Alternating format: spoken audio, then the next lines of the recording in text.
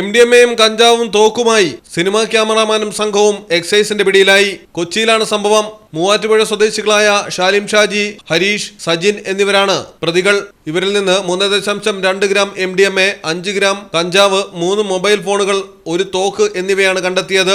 പ്രതികൾ മയക്കുമരുന്ന് കടത്തിയ കാറും കസ്റ്റഡിയിലെടുത്തു. കോളേജ് വിദ്യാർത്ഥികൾക്കും സിനിമാ മേഖലയിലെ ചിലർക്കും നൽകാനാണ് രാസലഹരി കൊണ്ടുവന്നതെന്ന് വെളിപ്പെടുത്തിയിട്ടുണ്ട്. സിനിമാ മേഖലയിലെ പലർക്കും ലഹരി കൈമാറിയതായി സിനിമാ ക്യാമറാമാനായ ഹരീഷ് പോലീസിന് മൊഴി നൽകി. ഒന്നാം പ്രതി ഷാലിം 1 മാസം മുൻപ് NDPS കേസിൽ പിടിയിലായിരുന്നു. സംഘത്തിൽ നിന്ന് പിടികൂടിയ തോക്കിന് ലൈസൻസ് ഇല്ല.